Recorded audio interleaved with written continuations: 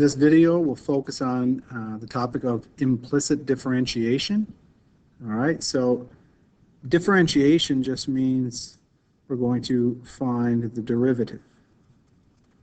Okay, so what do we mean by implicit differentiation? Well, so far, all of the functions that we've described were functions, or they were described by expressing one variable explicitly in terms of another variable. So you might see something like y equals x squared. Right? It was y equals, or it could have been f of x equals, or so on. But it was always y in terms of x, or it could be s in terms of t, whatever you have it. But it was one variable on the left and then some sort of function on the right. And we know that the derivative of the following was equal to y prime. So the derivative of y is y prime. That's Newton notation. Equal to 2x. All right, another option, if you saw y equals x squared, if you use Leibniz notation, you could say it's equal to dy over dx, or y equals x squared. The derivative would be dy over dx equals 2x, either or. So Newton notation, Leibniz notation. That's what we're used to seeing. Now, it says sometimes an equation only implicitly defines y as a function or function of x. So examples, all right, x squared plus y squared equals 25, or x cubed plus y cubed equals 6xy. Two different examples. Okay, let's look at the first example to start. X squared plus y squared equals 25. Now, it doesn't look like what we're used to seeing, okay, because it doesn't say y equals. I could easily rearrange this for y by subtracting x squared from both sides. And then I could take the square root, and I'd end up with the following: 25 minus x squared under the square root, and it would be could be a positive or a negative. Okay, just remember that this does not equal 5 minus x. Okay, 5 minus x times 5 minus x would give you 25 minus 10x plus 10x, or sorry, plus x squared. So not 25 minus x squared. And really that is the equation of a circle. The positive square root of 25 minus x squared would give you the top half of the circle, so the top semicircle, and the negative square root of 25 minus x squared, that would give you the bottom half of the circle. So it'd be a circle with its center at the origin, and it'd have a radius of 5. And there's a little diagram down here to show that. Okay, x squared plus y squared equals 25. That's this circle. The positive square root of 25 minus x squared is the top semicircle, and the negative square root of 25 minus x squared is the bottom semicircle. And we could do the derivative of either of those functions. Okay, like if you wanted to find the derivative of this function, no problem. F prime x would be, that's just a chain rule. So remember, this is like saying 25 minus x squared to the 1/2. So the derivative of that would be 1/2. Rewrite your bracket, subtract 1 from the exponent, multiply by the derivative of what's inside the brackets. So f prime x, okay, the 2 and the negative 2, that would leave a negative 1x up here. So you'd have 1 times negative 1x. You'd end up with a negative x in the numerator. And I'm going to send this 25 minus x squared, which is all raised to the negative 1/2, to the bottom.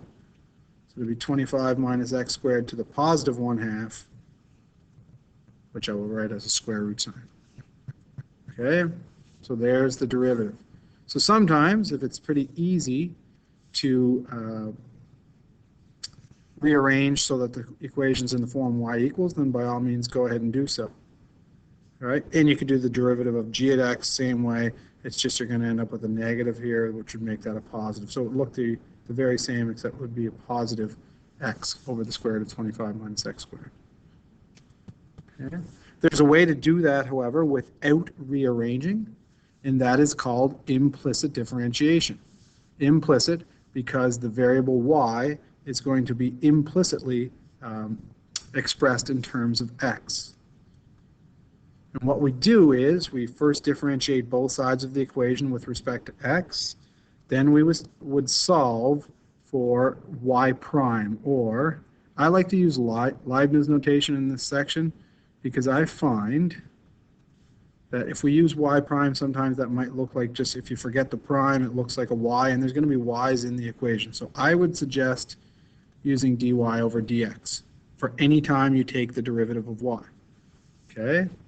So just like before, when you take the derivative of y, you would write y prime. This is okay. But as I said, there's going to be y's in your equation. So you might confuse it with a y and not a y prime. Okay, two different things. That's why I would suggest using the dy over dx. So when you take the derivative of y, you should write dy over dx. We will always assume that the given equation does indeed define y as a differentiable function of x. So here's an example, same one. So for the circle x squared plus y squared equals 25, find dy over dx. So I'm just going to use implicit differentiation. So this is the method I'll use here. So I'm going to do those two things it's suggested that I do. Implicit differentiation.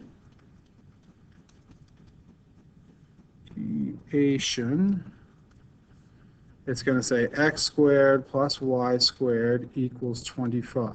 Now remember the rules. Differentiate both sides of the equation with respect to x. Okay, so the derivative of x squared with respect to x, that's going to be 2x. All right, but this part is going to be a little different. Okay, the derivative of y squared with respect to x, that is going to be 2y, but then you got to multiply by the derivative of y with respect to x. So you could call it, this is why I'm saying don't use y prime. 2y, y prime. You can, okay? To me, it just looks a little funky.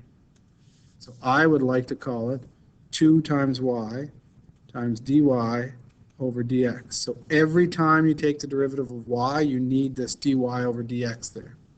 Some people will say, well, why isn't there anything here?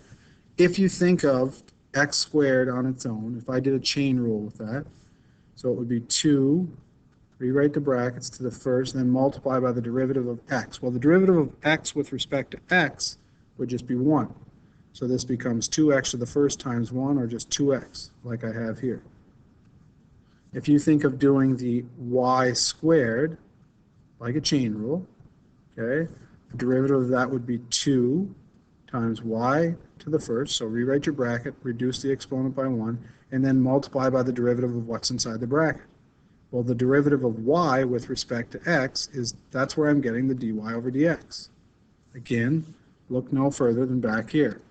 When you take the derivative of y, you end up with a dy over dx. So when I was doing the derivative of what's inside the brackets, the derivative of y would be dy over dx. And this would give me my 2y dy over dx. Okay?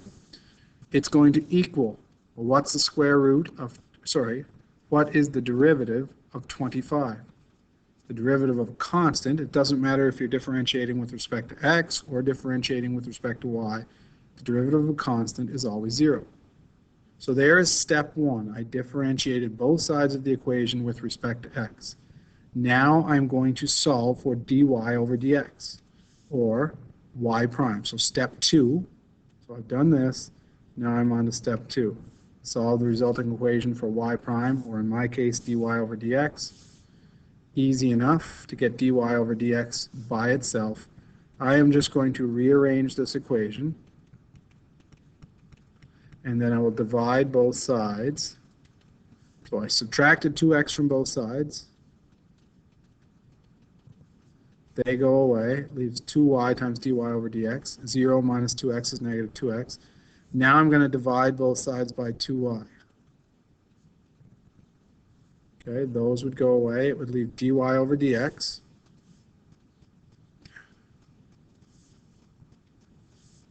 Dy over dx is going to, let me just erase this part. Just getting a little crowded. Over here I would have dy over dx. Over here I'm going to have, well, 2 divided by 2, that would go away. I'd have a negative x. over a positive y. Now this right here, dy over dx, that is a formula for finding the slope of the tangent line. Okay? Now if I want the slope of the tangent line, I'd have to plug in an x value and a y value. With implicit differentiation, to find the slope, you're going to have to fill in x's and y's. So there's part 1, part A. dy over dx was equal to negative x over positive y. It wants an equation of the tangent at the point 3, 4. So x equals 3, y equals 4. Remember, they want an equation. We have done a ton of questions like this with each rule we've generated: power rule, product rule, quotient rule, chain rule, so on. Okay. To find the equation of the tangent line, so for part B, I am going to find m first. So find m, or find the slope. So remember, the slope is dy over dx equals negative x over positive y. So dy over dx is going to equal negative. It's a 3 over 4. Where am I getting the 3 over 4 from? X is 3, y is 4. All right, so that means my m value, the slope of the tangent line, is negative 3/4. Part 2 would be to find the equation. So after I've got the slope, I want to find the equation of the tangent line. Well, the equation of any line is given by y minus y1 equals m onto x minus x1. y1 is 4, x1 is 3. So it's the 3 and the 4 here. M is negative 3/4. So this is going to equal y minus 4 equals m, which is negative 3/4, onto x, and instead of writing, x minus 3. Okay, x is 3, y is 4. M is negative 3/4. And we could call this y minus 4 equals, multiply through the brackets, negative 3x over 4. This would give me positive 9 over 4. And I'm going to, you can write it in the form y equals mx plus b.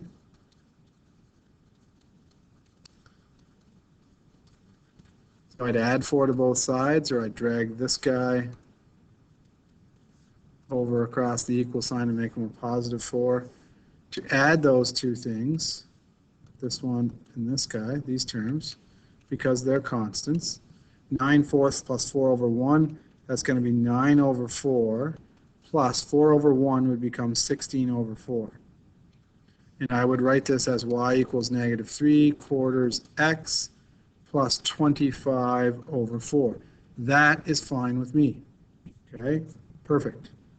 The textbook often puts them in general form. Okay, so they'd put all the variables and the constants on the same side and let the whole thing equal to 0. So in order to do that, to get rid of the fractions, I'll multiply everything by 4. So that would make this a 4y equals, if I multiply this term by 4, I'd get negative 3x. If I multiply this term by 4, I'd get 25. Okay, so think about that. Times 4, that'd get rid of that. Times 4, that'd get rid of that. Times 4, well, that's going to give you 4y. Get rid of all that junk. And in general form, typically you write it so that the x value is a positive. So I'll swoop the negative 3x over here, or I'll add 3x to both sides. The positive 4y can stay on the left. The positive 25 would go to the left and become a negative 25 and say it's equal to 0. Or you might see 3x plus 4y equals 25. It's all good. Okay, but that is the equation of the tangent line. That is the formula for finding the slope of the tangent line. This is the slope of the tangent line when x equals 3 and y equals 4. Okay, so there is that question done using implicit differentiation. Here's the same question done using rearranging for y first.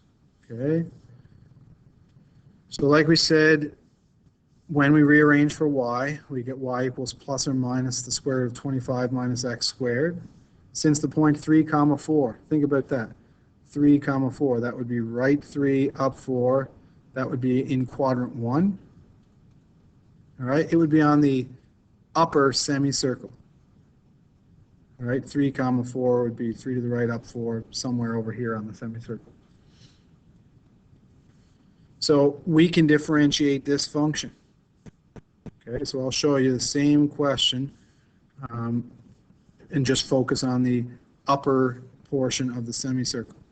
So f of x is going to equal the square root of 25 minus x squared. That would mean f prime x is going to equal 1/2 times 25 minus x squared to the negative 1/2 times negative 2x. I've already done this in the very first slide. F prime x is going to equal, so this would knock this off. I'd have a negative x up top times 1 to give me negative x, and this would be the square root of 25 minus x squared. I'd send this whole thing to the bottom, to the denominator. So there is the derivative. Okay. Remember, we want to, 1, find m, find the slope. Well, this time I don't need the y value. I can use the x value of 3. So f prime 3 is going to equal negative 3 over, this would be 25 minus 3 squared, which is 9, which gives me negative 3 over 25 minus 9 is 16. The square root of 16 is 4. So I still get my negative 3/4 for m, which means that when I go to find the equation,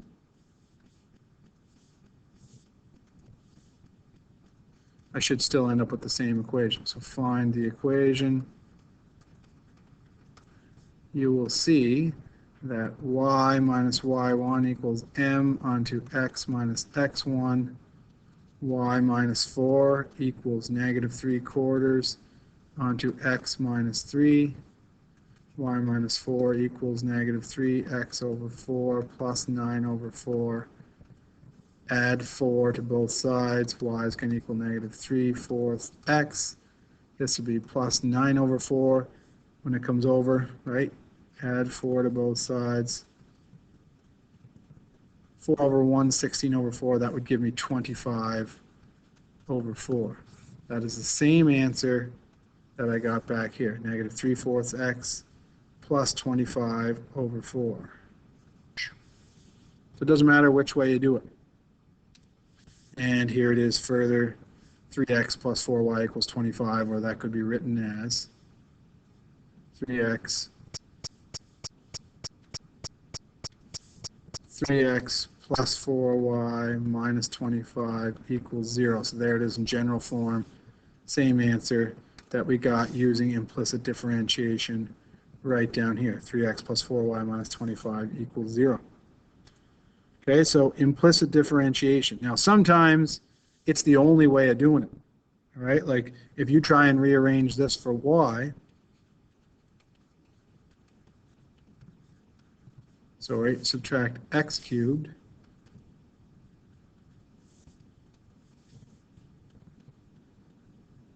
All right, then I take the cubed root. Well, look at it, I still got y's on both sides. This is a mess, all right? So what we want to do is we want to use implicit differentiation. There's really only two rules, or two steps in implicit differentiation. You're going to differentiate each term, both sides of the equation, with respect to x. So if you think of this as a little chain rule, this would be 3 times x to the power of 2 times the derivative of x with respect to x, which would just be a 1. Okay, so 3x squared times 1 is just 3x squared. Plus, this becomes 3 times y to the power of 2 times the derivative of y with respect to x, which you can call y prime. I'm choosing to call it dy over dx. it equals, on this side, it's 6x times y. This requires you to use the product rule. The product rule asks for the derivative of the first. So the derivative of 6x would be 6 times the second, so times y, plus the first 6x times the derivative of the second. What's the derivative of y with respect to x? Okay, the derivative of y with respect to x is y prime, or dy over dx. So I've differentiated both sides with respect to x. Now I am going to rearrange this so that this term and this term are on the same side, because they have the dy over dx. That's what I'm trying to do. I'm trying to solve for dy over dx. So this would say 3y squared times dy over dx minus 6x times dy over dx. So I'm just bringing this over here. It's going to equal 6y, and I'm going to bring the positive 3x over x squared across. It would become a negative 3x squared. Now, some people might ask, well, what are you going to do here? Remember, the goal is to find just this thing. Notice this term and this term, two terms on the left-hand side, they both have the dy over dx. So I am going to factor that out. Some people might ask, well, can't you factor out a 3 as well? I sure could. Okay, but then just remember, in the end, in order to get dy over dx by itself, I'd have to divide by 3. So it's kind of making a little bit of extra work. So just take out the dy over dx, divide this term by this, it would leave 3y squared, divide negative 6x times dy over dx, divided by dy over dx, would leave a negative 6x. Then, to get dy over dx by itself, I would divide both sides by this entire bracket. They would go away. It would leave dy over dx on the left. Over here, we can clean this up a little bit too. 6y minus 3x squared over 3y squared minus 6x. Can't do this, all right? You can't cross that y off and one of the y's down here, or vice versa, because of the minus signs. All right? But what you can do is you could factor out a 3 from the numerator and denominator. So that would leave 2y minus x squared.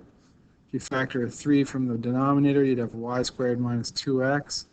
Snipe those off. And you'd have 2y minus x squared over y squared minus 2x. Some people, just from this line, they divide that by 3, 2y. Divide that by 3, negative x squared. Divide that by 3, y squared. Divide that by 3, negative 2x. But that is your answer. That is the derivative using implicit differentiation. Now remember, in order to find a slope, if you were looking for the slope of the tangent line at a specific point, you would need the x and y values in order to find the slope. One more example, okay? Again, notice it's not in the form y equals. That's when you recognize that you have to use implicit differentiation. And it'd be tough to rearrange this, or impossible to rearrange this in the form y equals. It's not necessary to do. You can just differentiate implicitly. So the derivative of 2x to the fifth would be 10x to the fourth times the derivative of x with respect to x, which should just be 1. So 10x to the fourth, plus another product rule here, the derivative of the first, so the derivative of x to the fourth would be 4x cubed times y, plus, all right, so that is the derivative of the first, 4x cubed. This is just the second, plus. Then this becomes the first, which is x to the fourth, and this becomes the derivative of the second, which would be dy over dx.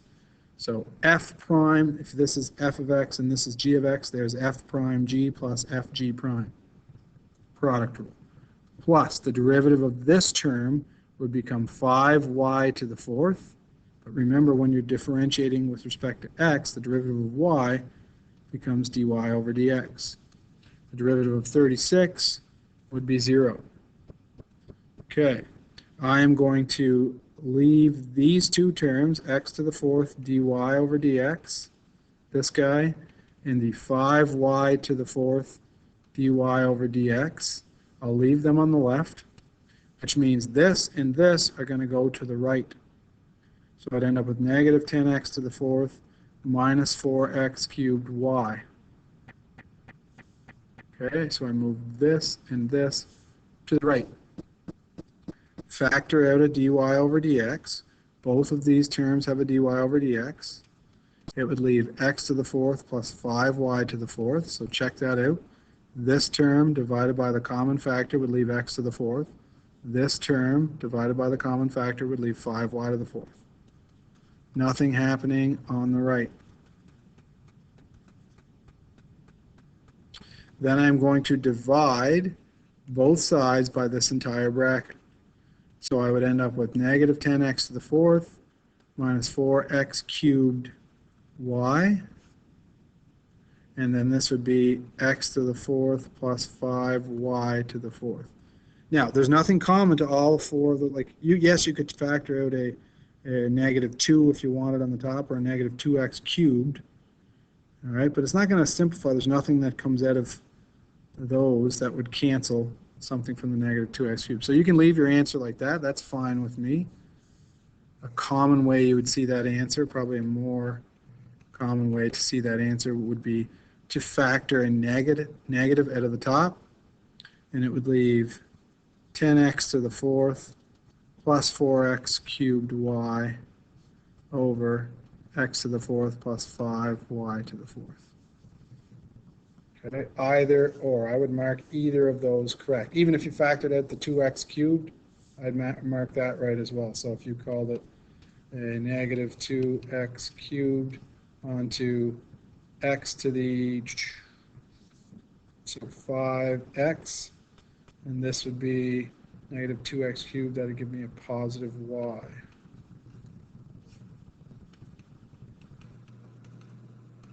That works as well. Okay, that would give me the negative 10x to the fourth. That would give me, sorry, this would have to be a 2y. Okay, that is implicit differentiation. You can try those questions on page 107.